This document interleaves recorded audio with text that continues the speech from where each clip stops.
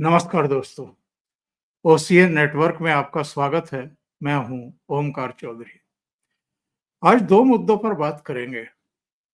पहला, supreme court के chief justice पर जूता उछालने वाले सीनियर एडवोकेट राकेश किशोर, जिनको अब सोशल मीडिया पर भी और इकोसिस्टम के द्वारा भी निशाना बनाया जा रहा है। और उनके खिलाफ एफआईआर कहां दर्ज होती है? जहां कांग्रेस की सरकार है, कर्नाटका में, बेंगलुरु में। इसके अलावा उन पर एक प्रोग्राम करने वाले अजीत भारती, अनुपम केसिंग और उनके एक और सहयोगी के खिलाफ पंजाब में, जहां आम आदमी पार्टी की सरकार है, वहां एफआईआर दर्ज की जाती है। और जानकारी तो ये है कि कई जगह की गई है। तो ये सब चल क्या रहा है? क्यों चल रहा है ये? और अगर चीफ जस्टिस कह रहे हैं कि ये अब अतीत की बात हो गई, हम आगे बढ़ गए हैं और हमें कोई कार्रवाई नहीं करनी है, मैं नहीं चाहता कि कोई कार्रवाई हो इसमें, तो बाकी के लोग क्यों इसमें अब राजनीति कर रहे हैं या इसमें कानूनी कार्रवाई की बात कर रहे हैं? सुप्रीम कोर्ट में भी एक याचिका दाखिल की गई, जिस पर कल ही सुनवाई हुई, एक दिन पहले ही। और ये अलग-अलग राज्यों में अब राजनीति हो रही है। इसको दलित बनाम वर्सेस बनाने की कोशिश हो रही थी, लेकिन इन लोगों को जब पता लगा कि ये तो जूता उछालने वाले वकील साहब भी दलित ही हैं, तो इसके बाद जो एक राजनीतिक संभावना, हमेशा ये गिद्ध राजनीति करते हैं, जो एक संभावना तलाश कर रहे थे, उसको झटका लगा है थोड़ा-सा। पर बेशर्म हैं ये लोग, इनको इन सब चीज़ों से कोई खास फ़र्क पड़ता नहीं। दूसरा मामला, प्रशांत भूषण और योगेंद्र यादव को सुप्रीम कोर्ट की फटकार लगी है। किस मामले में लगी है, इस पर भी चर्चा करेंगे। और मेरे साथ जुड़ रहे हैं वरिष्ठ पत्रकार अवनीश शर्मा जी। तो अवनीश जी के साथ जुड़ते हैं और फिर चर्चा को आगे बढ़ाते हैं। अवनीश जी, बहुत स्वागत। नमस्कार। नमस्कार सर, सभी दर्शकों को भी प्रणाम जी। अवनीश जी, इस पूरे प्रकरण को आप किस दृष्टि से देखते हैं? जो कुछ हुआ सुप्रीम कोर्ट में और जो अभी भी खत्म होने का नाम नहीं ले रहा है, जानबूझ करके इसको लंबा खींचा जा रहा है, एक राजनीति की जा रही है। पंजाब में चूंकि देश में सर्वाधिक संख्या में दलित मतदाता हैं, तो वहां जानबूझ करके आम आदमी पार्टी के इशारे पर ही मैं कहूँगा कि ये एफआईआर वगैरह लोड की गई है, ताकि दलित राजनीति को आगे बढ़ाया जाए। बिल्कुल सर, ये मामला केवल जूता कांड के बाद से ही नहीं शुरू हुआ है और मैं बड़ी विनम्रता से हाथ जोड़ते हुए इस देश के सबसे बड़ी अदालत के सबसे बड़े हाकिम साहब, जज साहब, सीजेआई साहब, आपको ही समर्पित करता हूं। थोड़ा सा याद कर लिया जाए सर, हमारे गवई साहब के नाम की घोषणा हो गई थी, शपथ अभी इन्होंने नहीं लिया था। दर्शक अगर गूगल करेंगे तो वो आज भी समाचार आपको गूगल में मिल जाएंगे। दैनिक जागरण समूह का एक कार्यक्रम, एक कन्क्लेव हुआ। उस कार्यक्रम में अपने नाम के अनाउंसमेंट के बाद गवई साहब शामिल हुए और वहां उस कार्यक्रम में इन्होंने कहा कि मैं देश का सबसे पहला दलित सीजेआई होने वाला हूं। तो जरा अब इस बात की कल्पना करें कि क्या जुडिशरी के बीच में जाति और जाति में दलित विशेष, ये विमर्श सबसे पहले कौन लेके आया? स्वयं गवई साहब लेके आए। तो इसलिए मैंने कहा कि विषय की प्रस्तावना इन्होंने भारत में सबसे पहले स्वयं रखी है, इसलिए उन्हें सबसे पहले इसका धन्यवाद। जूता कांड तो बहुत बाद में आता है। उसके पश्चात इनको इल्हाम हुआ कि नहीं साहब, और फिर सीजीआई साहब ने शपथ के बाद ये कहा कि नहीं साहब, मैं इस देश का सबसे पहला बौद्ध सीजीआई। तो जाति का विमर्श भी सीजीआई साहब को क्रेडिट जाता है लाने का। उसके बाद मत, धर्म, मजहब या कुछ भी और कह लीजिए, बिलीव, उस विमर्श को भी लाने का सबसे पहला क्रेडिट जाता है आदरणीय सीजीआई साहब को। बाकी बातें बाद में हैं, बाकी बातें अलग अलग समयों में पैदा हुई हैं। अब आते हैं सर जूता कांड। क्या ये पहला जूता कांड है? ऐसा तो नहीं।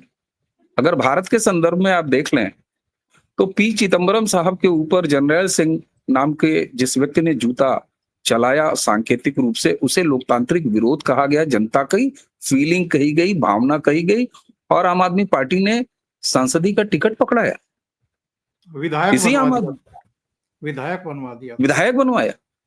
जी। उसके बाद प्रधानमंत्री नरेंद्र मोदी के काफिले पर इसी तरह का एक सांकेतिक जूतेबाजी चप्पल एक उछाली गई। इस देश के आज के एलओपी ने क्या कहा कि भारत की जनता जाग रही है, जैसा कि ये बात बात पर कह रहे हैं, और डंडों से पीटेगी, डंडों से दौड़ाएगी। तब तो ये लोकतांत्रिक प्रक्रिया का अदम्य स्वागतपूर्ण कदम लगा। अब आते हैं सीजीआई के जूता कांड पर। सर, आपने किशोर साहब के दलित होने की जो बात कही, जो कि अगले 24 से 48 घंटों में खुद खुल के सामने आ गई, उसके बाद आपने ये गिद्धखोरी वाली बात की, जो गिद्धखोर हैं इस देश के। सवाल ये होता है सर कि आज मार्कंडे काटजू साहब वो भी वहीं से आते हैं ना सर, ऐसा तो नहीं है मैं कहीं बाहर का कोई उदाहरण दे रहा हूं जो बिल्कुल। स्तरीय नहीं है। काटजू साहब का ट्वीट क्या कहता है? वो सीधे कहते हैं सीजीआई साहब ने इसको खुद मोल लिया है, बुलाया है, इनवाइट किया है, इस हैपनिंग को आमंत्रित किया है, आमंत्रित किया है। अगर एक पिटीशन आपके पास गई और एक ने अपने बिलीव का आधार दिया और कहा कि इसको रिस्टोर कराया जाए, तो आपको ये कहने की क्या आवश्यकता थी? और संभवतः वही गिल्ट है जिस कारण सीजीआई साहब ये कह रहे हैं कि मैं इस मामले को आगे नहीं बढ़ाना चाहता, इसको मैं आगे कोर्ट में नहीं लेके जाना चाहता। क्योंकि सर रिटायरमेंट के बाद उन्हें कोर्ट में तारीख देखने जाना होगा, और उन्हें संभवतः सबसे बेहतर तरीके से इस देश की जुडिशरी की हरकतों का पता है और उनके काम करने के तरीकों का पता है। अब सवाल आता है सर, गिद्धखोर क्यों आते हैं? मैं सर एक सकारात्मक बिंदु आपके सामने रख रहा हूं। मैं किशोर साहब की जाति पर नहीं जाऊंगा, लेकिन अगर ये मात्र संयोग है कि सनातन के आराध्य के अपमान में अगर अपनी पीड़ा सांकेतिक रूप से, जो कि दुखद है, तकनीकी रूप से भी गलत है, अच्छा नहीं लगा, प्रधानमंत्री ने आके कहा कि हर भारतीय दुखी है, ये अलग विषय है कि कौन दुखी है कौन नहीं दुखी है, सही उसका बात भी है। एक कारण है, उसका भी एक कारण है सर। सुप्रीम कोर्ट के एसोसिएशन ने, जो प्रैक्टिशनर हैं, उन्होंने इस जूता कांड के विरोध में एक विरोध प्रदर्शन आयोजित किया। दर्शक जरा इसे भी गूगल कर लेंगे। जहां जिस समय प्रदर्शन था ड्यू, वहां पर 50 से ज्यादा पुलिसकर्मी और सैकड़ों कैमरे और पत्रकार इकट्ठे थे। और प्रदर्शनकारी कितने थे सर? 5। 10 भी नहीं थे। 5 प्रदर्शनकारी मैंने गिने सर, फ्रेम गिन लिया था मैंने। बिल्कुल। तो यहां से ये पता लग जाता है कि वाकई प्रधानमंत्री की बात जो है, उनकी इज्जत करते हैं, निर्वाचित प्रधानमंत्री हैं, हम सबके प्रधानमंत्री हैं।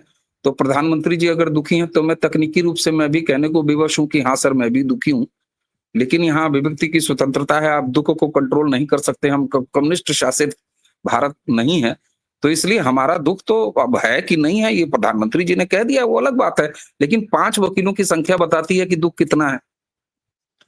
लेकिन सर इस गिद्धखोरों को सबसे बड़ा झटका इस बात से लगा है कि अरे, जिस हमारे हिंदू दलित भाइयों के कथित कान में कथित पिघला शीशा हम सदियों से उड़िलवाने का नैरेटिव बनाते और खड़ा करते आए, उनमें से एक संयोग मात्र, मैं प्रयोग नहीं कह रहा, संयोग मात्र किशोर साहब निकल गए और उन सनातन भावनाओं का अपमान उन्होंने महसूस किया और इतनी बड़ी सांकेतिक घटना हो गई। सीजीआई पर जूता उछलना छोटी घटना नहीं मानता सर मैं, ये बहुत बड़ी घटना है, बहुत बड़ी घटना है। बहुत बड़ा संकेत है कि इस देश में सनातन का अपमान किसी भी स्तर पर नहीं चलेगा, सड़क पर नहीं चलेगा, ऑफिसेज में नहीं चलेगा, विधायक नहीं कर सकता, सांसद नहीं कर सकता, कोई पार्टी नहीं कर सकती, कोई मुख्यमंत्री नहीं कर सकता, कोई सरकार नहीं कर सकती, इस देश का सुप्रीम कोर्ट भी नहीं कर सकता। इसलिए ये ऐतिहासिक रूप से भारत के संवैधानिक इतिहास से लेके और भारत के सनातनी इतिहास, आज का भारत, इसमें सबसे बड़ी घटना है। और झटका वहां लगा है किशोर साहब, जब उसी वर्ग से आते हैं, तो ये जितने भी सनातन द्रोही हैं, इन्हें लगा कि अरे ये तो असल मायने में हिंदू एकीकरण और बृहद सनातनी एकीकरण का मामला जमीन पर उतर चुका है और काम करता हुआ दिखाई दे रहा है। ये बांटो और काटो, बटोगे तो कटोगे, ये बात जमीन तक किस तरीके सकारात्मक पहुंची है, ये महाघटना, मैं इसे घटना नहीं, मैं इसे महाघटना कह रहा हूं, ये वो दिखाती है सर। और झटका हिंदुओं को बांटने, सनातनियों को बांटने, विखंडित रखने वालों को, इन गिद्धखोरों को इसलिए लगा है। कर्नाटक से एफआईआर आपको इसलिए दिखाई देती है, पंजाब से आपको तमाम एफआईआर उस पर बात करने वाले उसी वर्ग। अच्छा, यहां भी आपने अभी कुछ नए लड़कों का नाम लिया जो कंटेंट क्रिएटर्स हैं, जिन पर एफआईआर हुई है। सर, संयोग से अगर किशोर साहब उस दलित वर्ग से आते हैं, हमारे दलित हिंदू भाई वर्ग से आते हैं, तो ये जो लड़के हैं, नवयुवक हैं, जिन्होंने कंटेंट क्रिएशन करने का काम किया है, सर ये उस वर्ग से आते हैं, अगर मैं गलत नहीं हूं, जो आरोपित वर्ग है पिघला हुआ शीशा कथित कानों में डालने के नरेटिव में, ठाकुर के कुएं जैसे नरेटिव में, मंदिरों में प्रवेश न करने देने के नरेटिव में। और ये जब उस बात को आगे बढ़ा रहे हैं और प्रतीकात्मक रूप से उसके नायक एक दलित हमारे वकील साहब किशोर साहब हैं, सर आप सोचिए सनातन को बांटने वाले सनातन द्रोहियों के मन में कितनी पीड़ा हुई होगी। ये उसका परिणाम है पंजाब से एफआईआर।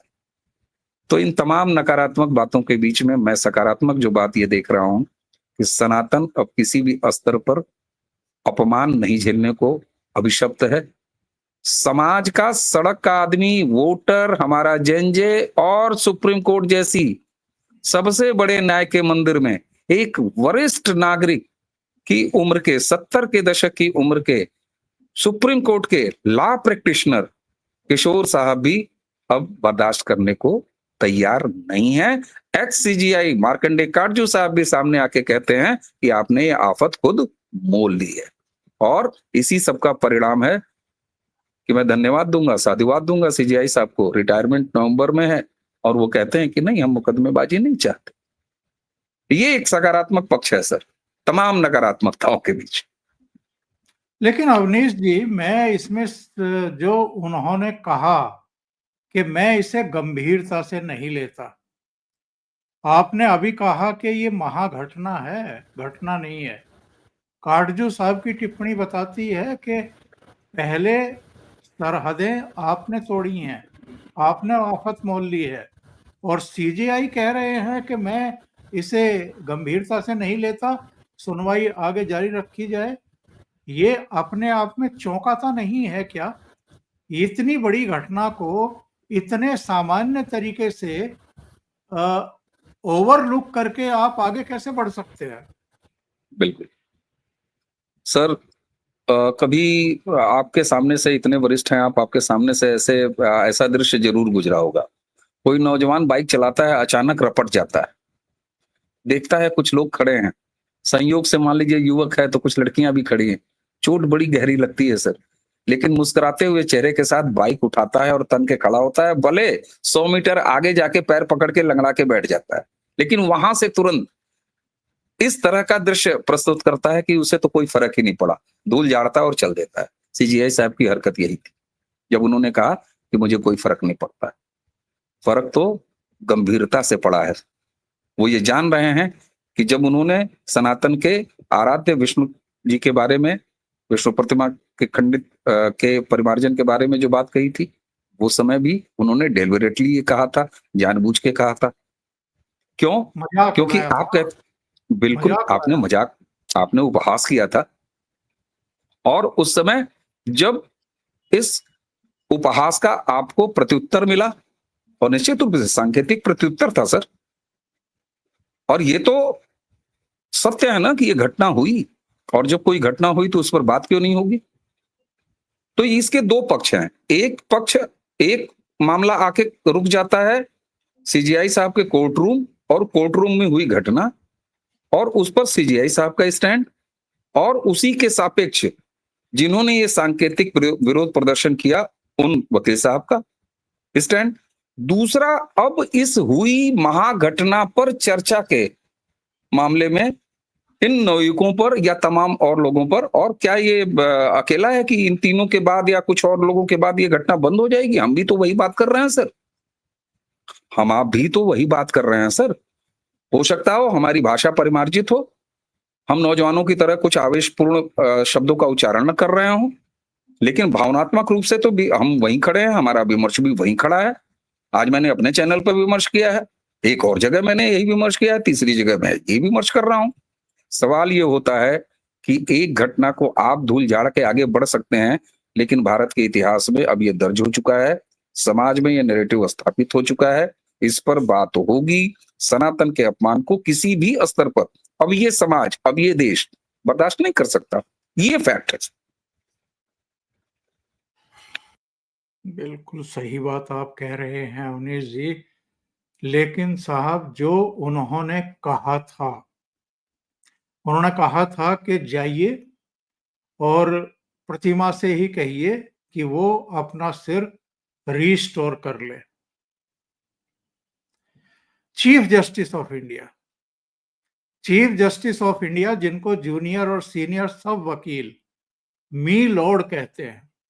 ये जो मी लॉर्ड शब्द है ये अंग्रेजों के द्वारा दिया गया है, लेकिन कम से कम इसकी एक मर्यादा और इसकी एक गरिमा होती है, इसका एक स्टेटस होता है।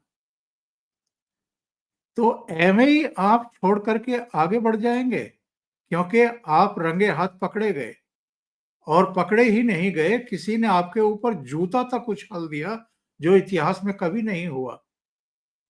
और एक और मैं आपको याद दिलाता हूं, अवनीश जी आपको याद दिलाने की जरूरत नहीं है, आप तो बहुत माइन्यूटली सारी चीजों को देखते हैं। दर्शकों को बताएं, 2020 में प्रशांत भूषण ने सुप्रीम कोर्ट की अवमानना की थी, उस केस की सुनवाई चली थी, और पता है उसका अंत क्या हुआ था?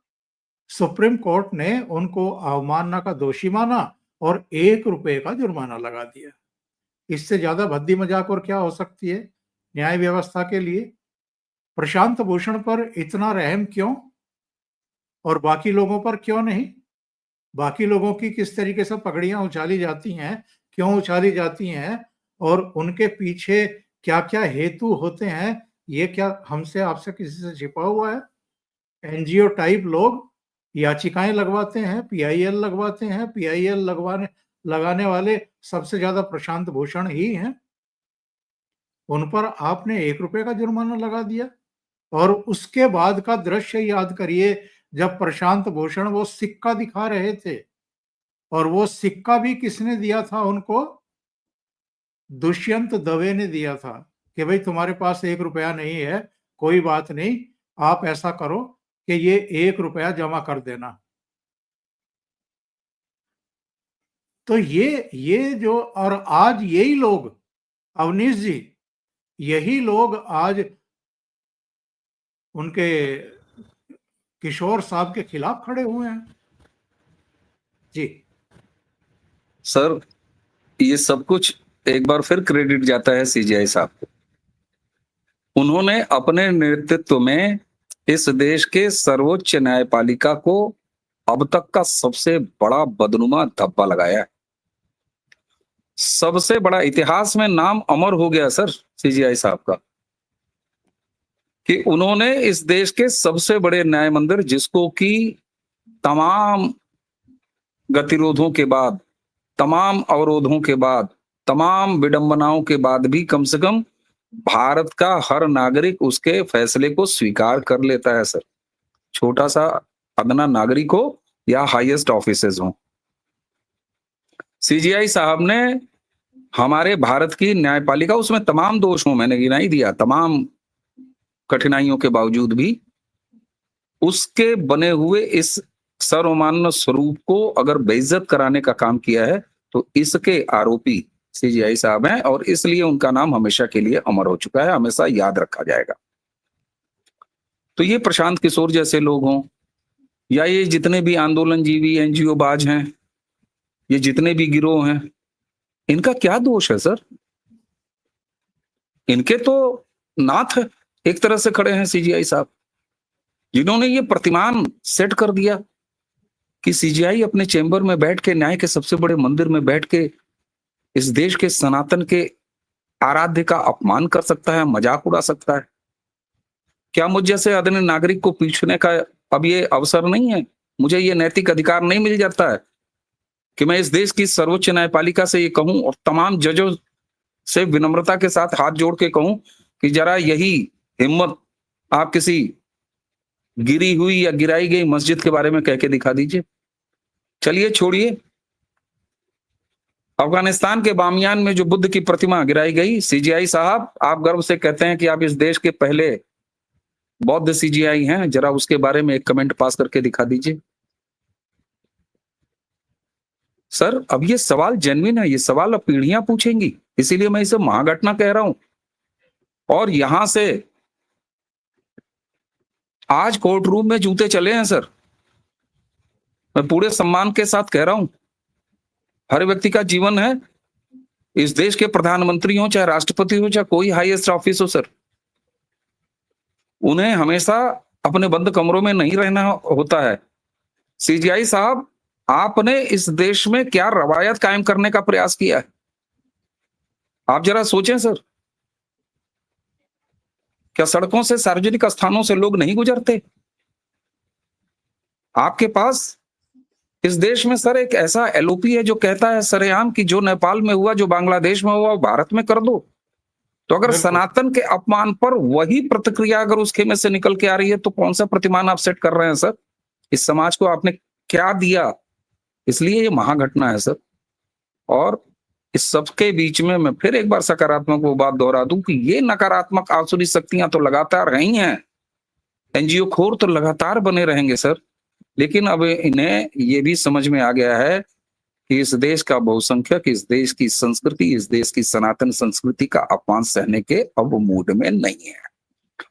आप जेएनजे का आह्वान कर रहे थे, यहां 72 साल के एक सीनियर सिटीजन वही प्रतिमान सेट करते हैं जो आप नकारात्मक रूप से जेएनजे से अपेक्षा किए थे। तो ये बदलाव है सर, और ये बड़ा अखरेगा, इसकी ध्वनि और प्रतिध्वनि बहुत लंबी होगी। ये न भूलने वाला वाकया होगा भारत के लिए, न सिर्फ जुडिशरी के लिए बल्कि पूरे समाज के लिए। और ये जो दलित राजनीति कर रहे हैं कुछ बेशर्म राजनीतिक दल, सर उनको तो जी सर, देखिए अगर एफआईआर हुई है तो तकनीकी आधार पर अब उसका मुकदमा लड़ना होगा, उसकी कार्रवाइयां देखनी होंगी, उसके अपने तर्क हैं, वितर्क हैं। लेकिन इतना तो सत्य है सर कि कानूनों का दुरुपयोग करने के मामले में वो कौन लोग हैं जो खुद शामिल है और कहते हैं कि इस देश में इमरजेंसी अघोषित रूप से चल रही, तो ये बेशर्म लोग हैं सर। और इसमें फिर मैं बार बार सकारात्मक बिंदु जरूर खोजता हूं। ये पंजाब की जनता को देखना चाहिए कि किसान आंदोलन के समय में कौन थे, किसानों को पीट के बाद में भगाया किसने। तो कई बार ये होता है सर कि हर चीजें कोई ऐसा तो है नहीं कि मंगल ग्रह से सोल्यूशन आएगा। लोग कई बार कहते हैं कि पंजाब की इतनी दुर्दशा क्यों है, तो पंजाब के जनमानस को, वहां के वोटर को इसकी चिंता करनी होगी और इसका हल उनके हाथ में है। लोग कहते हैं वेस्ट बंगाल में ऐसा कब तक चलेगा? सर वहां के स्थानीय वोटर्स जब तक नहीं, तो जहां का समाज अपना इलाज नहीं खोजेगा, आज बिहार उस प्रक्रिया में है, चुनाव वहां हो रहे हैं। तो इसी तरह उत्तर प्रदेश सर 2017 से पहले किस स्थिति में था? निश्चित तौर से इसी स्थिति में था। महाराष्ट्र, हरियाणा ने, और इसीलिए कई बार मैं कहता हूं कि ये केवल और केवल सरकारी काम नहीं है, ये सामाजिक काम भी है जिसमें समाज का भी पार्टिसिपेशन होता है। और दलित राजनीति में ये जितने भी गिद्धखोरी करने वाले एलिमेंट है सर, इनको झटका इसी बात से लगा है कि अरे ये हिंदू एकीकरण की बात कर रहे हैं, फिर हम पिघला हुआ शीशा किसके कान में डालने का झूठा लफाजी करते रहेंगे। ये राहुल गांधी और कल मायावती जी ने जो काम किया है सर, और मैं मायावती जी के आप हो सकता है इस पर जिक्र करें, अगर आप चाहें तो इसका जिक्र करें, मैं इसी संकेत को वहां भी कुछ जोड़ने का प्रयास करूंगा, अगर आप अनुमति दे तो मैं इसी जी हाँ, जी हाँ, कथ्य में जोड़ जी दूं हाँ, इसको। जी जी हाँ, हाँ, जी हाँ, कल सर देखें आप, मायावती जी ने 2017 में बसपा का उत्तर प्रदेश में वोट शेयर था 22.23% मतों का। 2022 में वो घट के आ गया 14-15%, लगभग आधे की कमी हो गई। 2017 में जब 22% वोट थे मायावती के पास, हम सबने देखा कि बिना योगी आदित्यनाथ के चेहरे के भारतीय जनता पार्टी को प्रचंड बहुमत मिला उत्तर प्रदेश में। 5 साल का सत्ता चलाने के बाद योगी आदित्यनाथ के तमाम कामों के बाद भी जैसे ही वोट शेयर बसपा का आधा हुआ, भारतीय जनता पार्टी की सीट संख्या नीचे आई। 19 में जो एक राजनीतिक भूल मायावती ने किया, मायावती ने कल स्पष्ट रूप से संकेत दिया। मैं इसके सिर्फ इतने रूप में नहीं देखता हूं कि उन्होंने मोदी के लिए कुछ तारीफ कर दी, उन्होंने योगी के लिए कुछ तारीफ कर दी। न सिर्फ इतना नहीं था, उन्होंने स्पष्ट अपने उस वृहद दलित हिंदू वर्ग को, हमारे सनातनी भाइयों को, जो उस समाज से हैं जिनकी वो प्रखर नेतृत्व करती हैं, उनको उन्होंने संकेत दिया कि जिस डायन को हमने 2019 में घर अपना दिखा दिया था और हमसे गलती हुई थी, उस गलती को अब दोबारा रिपीट नहीं करना है। और अकेली मायावती एक ऐसी राष्ट्रीय राजनीतिक चरित्र है सर, पिछले 11 सालों में 2014 के बाद कभी भी उन्होंने सनातन का अपमान नहीं किया, आराध्य देवों का अपमान नहीं किया, ऐसा कोई एक स्टेटमेंट भी नहीं दिखाई देता है। सेना का अपमान नहीं किया, सैन्य कार्रवाइयों का अपमान नहीं किया, तमाम सर्जिकल स्ट्राइक से लेकर ऑपरेशन सिंदूर तक। मैं अगर पाता हूं कि विपक्ष में कोई राष्ट्रवादी चरित्र का चेहरा है तो वो केवल आज के समय में बहन मायावती हैं। और अगर बहन मायावती हिंदू एकीकरण के, सनातन एकीकरण की बात को, जिसमें दलित वर्ग भी शामिल है, उन सारे एकीकरण के चरित्र को दिखा रही हैं विपक्ष में रहते हुए, तो सर अद्भुत दृश्य होगा उत्तर प्रदेश में कि सत्ता भी राष्ट्रवादी और विपक्ष भी राष्ट्रवादी। मुझे लगता है कि इस स्वर्णिम घटना की शुरुआत अगले 2027 में उत्तर प्रदेश से लिखी जाएगी भारत में। ये भी एक बहुत बड़ा दर्द है। इसलिए आपने देखा होगा सर कि बहन जी की रैली के बाद जिसकी सरकार है योगी आदित्यनाथ की, वो प्रसन्न है, कहीं कुछ फर्क ही नहीं है। फर्क किसके है? जिस पीडीए वाले का डी गायब हो गया, जिस बिल्कुल, फर्जी अंबेडकर की किताब के वो चूरन लेके बेचने वाले राहुल गांधी के हाथ से उन्होंने अंबेडकर का फर्जी मुखौटा छीन लिया, दर्द उनको ज्यादा है। ये वृहद सनातन एकीकरण का भाव है जो अलग अलग तरीके से आ रहा है, जो सुप्रीम कोर्ट में किशोर साहब के जरिए दिखाई देता है, जो विपक्ष में उत्तर प्रदेश में बहन मायावती में दिखाई देता है। तो निश्चित रूप से अगर वैसी आसुरी शक्तियां पंजाब में हैं जहां सबसे बड़ी देश की दलित आबादी निवास करती है, तो धीरे धीरे ये चीजें वहां भी होंगी और इन आंदोलनखोरों का असली दर्द यही है। बिल्कुल आपने सही तरीके से इस चीज़ को दर्शकों के सामने रख दिया है। अ, पहले ज़रा एक वीडियो सुन लेते हैं, उसके बाद विषय पर आते हैं जो दूसरा विषय हम लोग डिस्कस करने वाले हैं।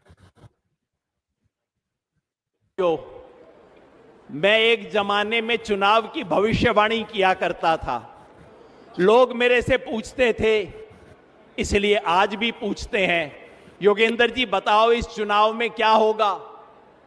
मैंने कहा जी इस चुनाव में 3 संभावनाएं हैं। पहली संभावना तो यह है कि पूरे हरियाणा में कांग्रेस की हवा चलेगी और उसको बहुमत आएगा। यह सही है या नहीं? फिर बोला कि भाई दूसरी संभावना क्या है? मैंने कहा दूसरी संभावना यह है कि हवा नहीं, कांग्रेस की आंधी चलेगी हरियाणा में। यह सही है कि नहीं है? फिर मेरे से बोले भाई ये दोनों के अलावा तीसरी संभावना कौन सी बच गई है? मैंने कहा तीसरी संभावना यह है कि सुनामी चलेगी यहां पे कांग्रेस की। अब आप बता दो, हवा चलेगी आंधी के सुनामी? इतना फर्जी आदमी मैंने जिंदगी में नहीं देखा साहब। ये बता रहा है कि मैं किसी जमाने में विश्लेषक हुआ करता था। हाँ भैया, देखा है, सबने देखा है, हमने भी देखा है। प्रणय रॉय के बगल में बैठ करके आप दूरदर्शन पर किस तरह के विश्लेषण करते थे और किस तरह चबा चबा करके बोलते थे, और बाद में आपके कई रूप स्वरूप देखने को मिले हैं। कभी आप किसानों के साथ, कभी आप मजदूरों के साथ, कभी आप स्टूडेंट्स के साथ, कभी आप अरविंद केजरीवाल के साथ, कभी आप राहुल गांधी के साथ दिखाई देते हैं।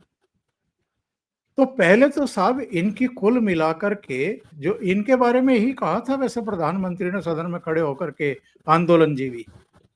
ये वो लोग हैं जो कहीं भी आलू की तरह किसी भी सब्जी में चल जाते हैं, और बल्कि आलू का अपमान होगा जब मैं आलू का उदाहरण देता हूं इनके संदर्भ में। आलू तो बहुतों की पसंद है, ये तो अपने घर की पसंद भी नहीं है। जहां से चुनाव लड़ा वहां भी बुरी तरह हारे थे ये। तो इनकी और प्रशांत भूषण की कुल मिलाकर के एक याचिका थी जिस पर इनको सुप्रीम कोर्ट से फटकार लगी है। और ये क्या मामला है, ये जरा एक बार देख लेते हैं दर्शकों के साथ। बिहार एसआईआर पर एडीआर और प्रशांत भूषण ने सुप्रीम कोर्ट में दाखिल किया फर्जी हलफनामा। जज ने लगाई फटकार, कहा पहले जांच तो कर लेते। और ये पूरा मामला है एसआईआर से जुड़ा हुआ। इसमें बड़ी बेशर्मी के साथ इन लोगों ने कहा था कि साहब मुसलमानों के और महिलाओं के नाम हटाए गए हैं, लेकिन एक भी नाम का उल्लेख इस याचिका में, इस हलफनामे में नहीं दिया गया। तब इनको फटकार लगी। इतनी बड़ी फर्जीगिरी।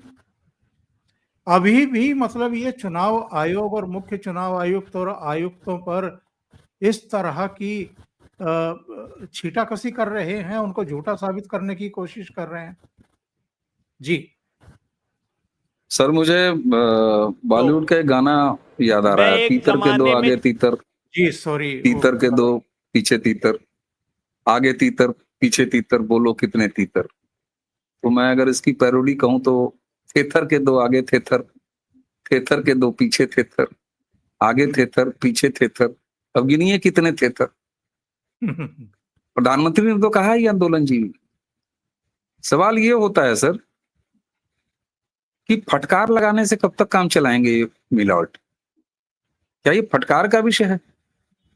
जिस देश में लाखों की संख्या में मुकदमे पेंडिंग हो, वहां इस तरह के थेथर और फर्जी लोग बार बार समोसा परोसे जाने वाले कागज के ऊपर कुछ लिख के लेके चले जाते हैं और आप एडमिट कर लेते हैं, और उसके बाद बैठ के 4 तारीख के बाद आप सुनवाई करते हैं और उसको प्रक्रिया में लेते हैं और फटकार लगाते हैं। क्या इन्हें सजा नहीं दी जानी चाहिए?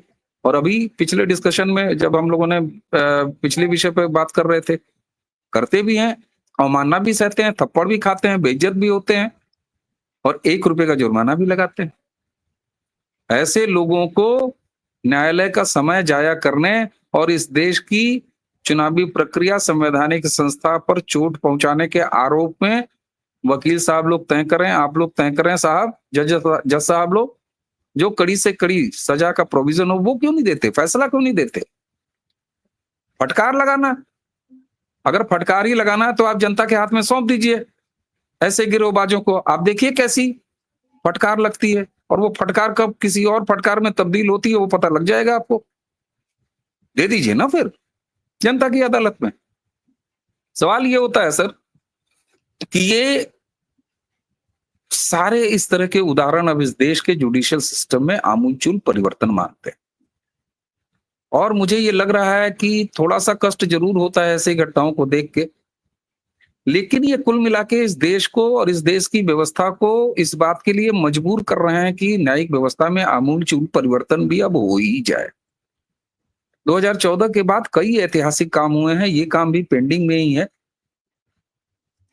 तो सवाल ये होता है सर कि आप इस व्यक्ति का वीडियो दिखा रहे थे, अरे इसने तो वायर को, उसको अरफा को इंटरव्यू देते हुए यही तो कहा था कि हम तो केवल फर्जी माहौल बना रहे हैं, पिच तैयार कर रहे थे। आप केवल पिच तैयार कर रहे हैं, फर्जी माहौल बना रहे हैं। हलफनामा राहुल गांधी क्यों नहीं दे रहे थे इलेक्शन कमीशन के मांगने के बाद? क्योंकि इन चवन्नियों को तो फटकार लगा के छीन लिया और आपने पकड़ लिया और आप बात कर रहे हैं सर। लेकिन राष्ट्रीय मीडिया में इसको कितना स्थान मिला, लेकिन राहुल गांधी पर ये बात आ जाती तो वो नंगे होते पूरे राष्ट्र के सामने। तो मुझे लगता है सर ये अटकार फटकार से बहुत ज्यादा हमें प्रसन्न नहीं होना चाहिए, लेकिन हाँ ऐसे थेथरों को पहचान करनी चाहिए और ऐसे थेथरों से सवाल पूछा जाना चाहिए। और फिर आप कहिएगा कि मेरी एक सकारात्मक बात देखने की आदत है, जनता तो इनको जवाब दे ही रही है सर, बिहार भी अभी दे देगा इनको जवाब।